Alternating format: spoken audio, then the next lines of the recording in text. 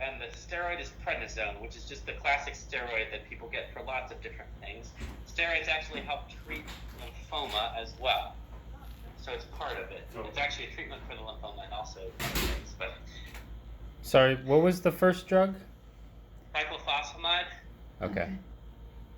And I again bring you guys paperwork with these names of these drugs on. Okay. The drugs, side effects that you can have. We give pre-medications to help with nausea, but nausea can happen. You can have some hair loss, probably not as huge of an issue for him. You can get some diarrhea, which we'd watch. And then with these two drugs, people can get numbness and tingling in their hands and their feet, which we watch for because if it happens, sometimes we have to cut the dose down to prevent that. If we don't, and it goes on, and we give chemo and give chemo and give chemo, it can become something that's permanent. So we like to reduce the dose so it will go away. Okay.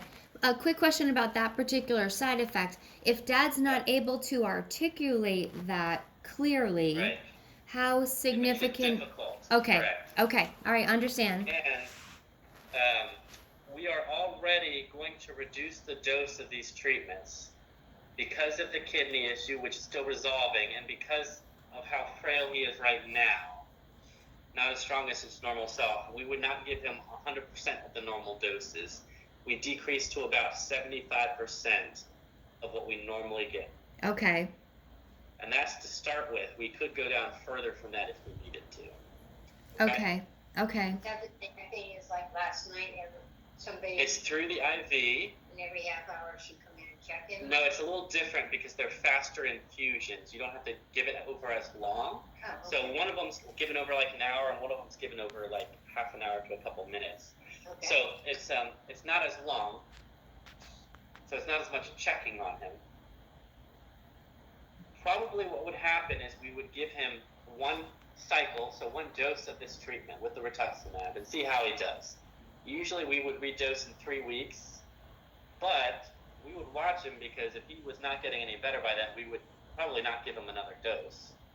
Okay. Because everything has side effects, and we want to give it if we think it's going to help. But if we find out that it doesn't help, we wouldn't want to expose him to the side effects for no reason, if that makes sense. Oh, absolutely. Yes. So that's what we're talking about doing today. There are other things that usually get done for people with lymphoma. One of them is a bone marrow biopsy to see if, because this is an issue with a certain type of blood cells, to see if the bone marrow is kind of the factory where those are made. We can sometimes get extra information by doing a biopsy to test for different mutations.